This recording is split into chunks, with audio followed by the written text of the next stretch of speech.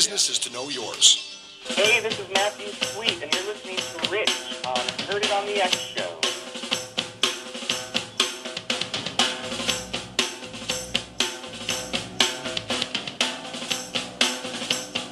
Hi, folks. Welcome back to Heard It on the X, the East Coast premier music talk show. There's that drum attack that I'm talking about. Yeah. Yeah, it sounds great. I mean, I really like what you guys have going on. I mean, you're really of all the local bands, and we see a lot of bands, and we hear a lot of, we get a lot of deaths. You guys really blow me away. Ever since actually I saw you guys at that Fender thing, I keep going like, I got to catch those guys live, and I keep missing it. And where can we catch you live? We got a show on June 11th at Mohawk Place with another band from down in the South Towns called Cosmic Shakedown. Okay. They're really cool. They're a psychedelic band. It's actually Ben's cousin Larry. Larry. And then we're playing something called the We're playing something called the Beat Fest in August. It's the Buffalo Environmental Action Team. They host a festival down in New Albion. It's like between Jamestown and somewhere in the South Towns. I don't know. It's just kind of in the middle of nowhere, but it's a festival that like near Leon. Yeah, Leon, that's what it is. And like Todd Eberwein Band plays it. They've been headlining it. It's all kinds of music, but it's a little bit more blues centric. And we were just lucky enough to be able to get on it this year, so that's usually a blast. We were talking in the commercial break, and I asked you if you guys had any touring plans in the future, and Brian had said you're the anti-touring band. Well, we're not anti-touring. We just don't tour. And it's hard to tour when you have to have a job to it's hard. Well, it's definitely we our ambitions are just to write music, record music, and play shows when we can, and we play a lot. And that's kind of, that's pleasurable enough for myself, and not to be like self-gratifying. Touring that's a different bag. I mean, if we were like a punk band, we could probably go on a tour that would probably be a little less stressful because you could do things like Warped Tour and stuff like that, and you could join on with other groups and stuff. But we're kind of we're all original music, and we play music that you would hear in bars. Right. Not in... Like not a festival type thing. Well, you could see us at festivals, I would think, because, there's probably enough hippies around to... See, I don't get a hippie vibe from your music, though. I honestly don't. Yeah, I think your music is eclectic. I think it's lofty, I guess, and not in a condescending way. I mean, it's just a little headier music, but I don't get a hippie vibe from it. I think it's just good rock and roll. The original hippie vibe, maybe. Yeah, I think it's that sort of hippie vibe that I have. The thing that I like about your music, though, is it's hippies that shower. I'm like a hippie that shower. I'm like a new age hippie. You are. Yeah. Yeah, you do smell like patchouli a lot, too. A new age hippie. I think your music is... the thing I like about your music is it's very raw and very powerful. Not raw as in unrehearsed. I just think that even the way you guys record and play live, you can tell you're very specific about all your tones and what you're looking for. But I just like the fact that it's not so cookie cutter. Even your recording, it's not compressed to death, where everything is just perfect going across. I hate pop music. Yeah, it's rock and roll. I mean, it's rock and roll the way it's supposed to be. So, yeah. So you're not a hippie, gosh darn it. Oh no. I don't know what your political views are. Maybe let's not start. Yeah, no, believe me. I don't even want to go there. For that. I don't even want to go there. Have a conversation with Ted Nugent. Yeah, I don't even want to go there. So, you can get the disc on the website, and the website again is? thefoundsound.com. And then the earliest that we can see you is June 11th at Mohawk? Yep. And your dates are on the... Yep, it's all up on the website. It's linked through to another website called ReverbNation.com, which is a fabulous website for bands. Anybody listening should look that up, because it provides you everything you'd ever need to exist on the internet and promote yourself. So it's a fantastic website, and it's all free. And your tunes are up there? Everything's up there. You can buy all of our stuff up there. You can listen to all of our stuff up there. You can create T-shirts if you want up there. Ringtones. I mean, it's ridiculous the amount of promotion you can do off that site. And that's all off Reverb Nation. People talk about it all the time. I never go to it. You can make a T-shirt on there?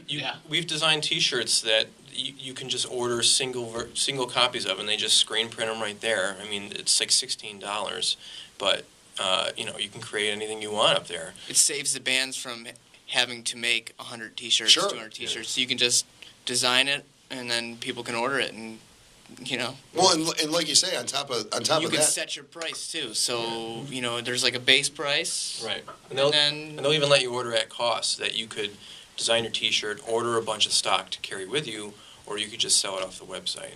And same for CDs. You could record your stuff and never order a CD through your typical CD manufacturer.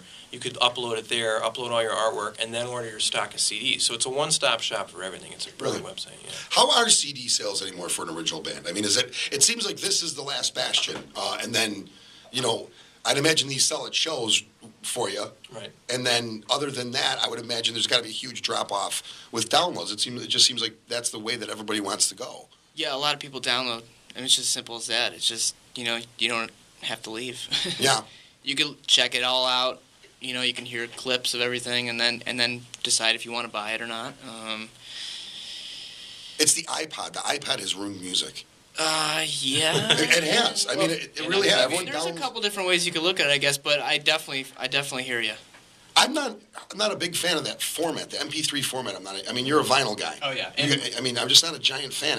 No bass response to it at all. I mean, are you iPod guys or? Oh, yeah. Are you? I think there's a certain honesty that the digital side of music has brought to music, in that it gives you that chance to preview something and decide if you really want to buy it or not. Whereas before, you just had to buy the disc. I think that's actually made bands better in some ways, so that you better be good if someone's going to buy your stuff. It's very interesting. I think it's actually turned. It's actually flipped a little bit in that way. I think what it's done is it's brought down a lot of the big boys, and proving that they're not really all that good. Yeah. They're just being sold really well to all of us. So, so we're kind of embracing it because we want people to go, oh yeah, this is good, and we're giving a discount on the digital download to because we don't have to produce anything, so why should we charge the same price? Yeah, no. And then other bands are, you see a lot of local bands producing vinyl. Vinyl's had a big comeback, and we almost tried to do it with this. It was just a little too expensive.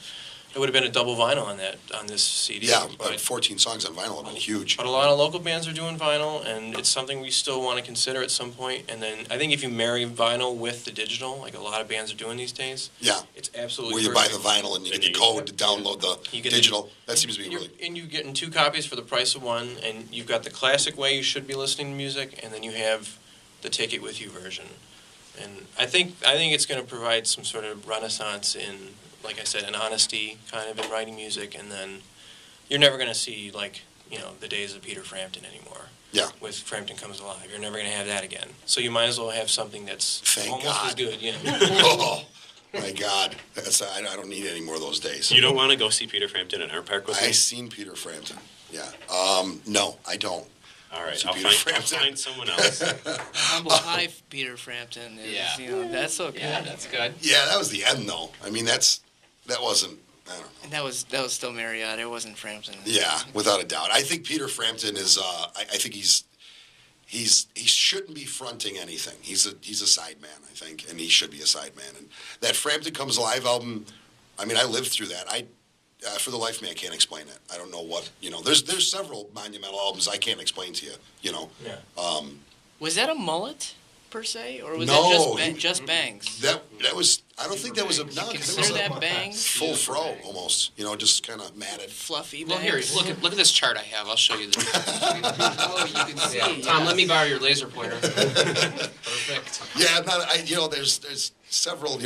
Styx albums I don't get. Ooh, You you know? can't say that in Buffalo. I know you aren't kidding. You can't say that in Buffalo. I know. You get Are you guys Styx? humongous Styx fans? For the can't record, stand we Styx. are definitely not Not Styx fans or Like REO Speedwagon. Oh, there's another one.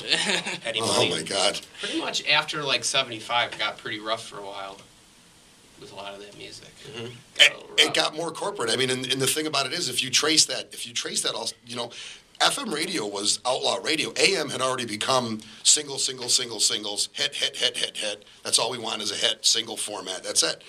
FM starts as this offshoot, upstart outlaw radio playing album format rock. You would hear, cuts that you just wouldn't hear. The album is what was important.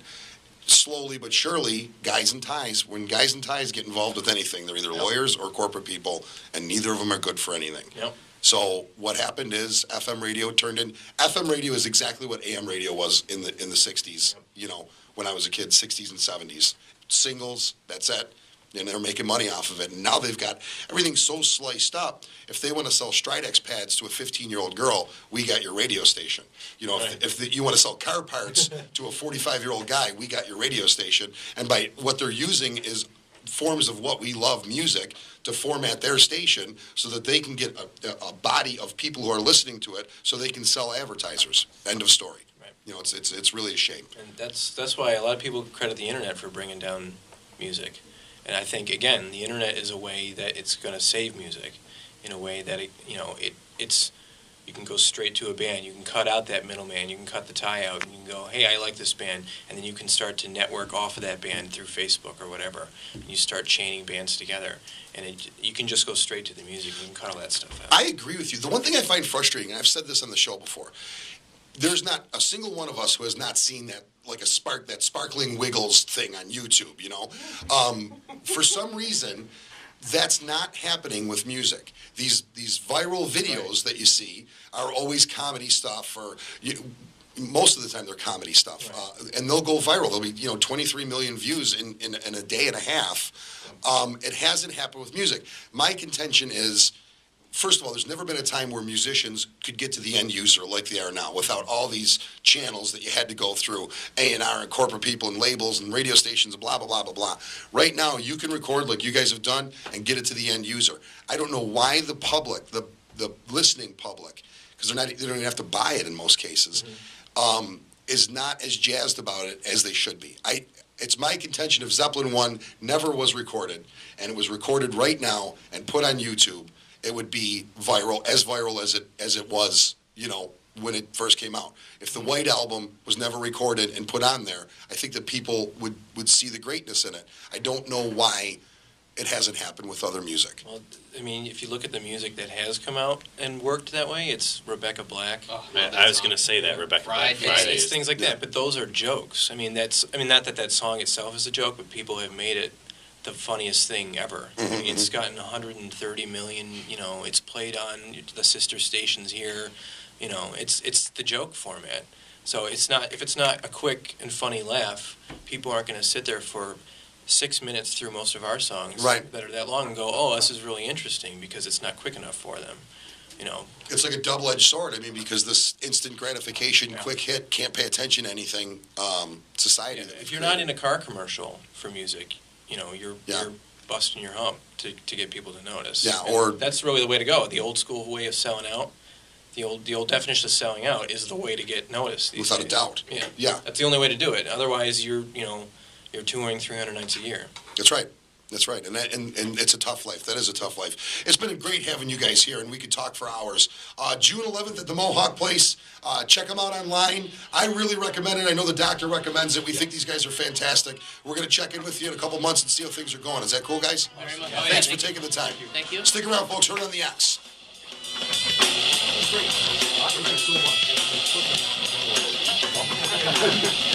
Crazy.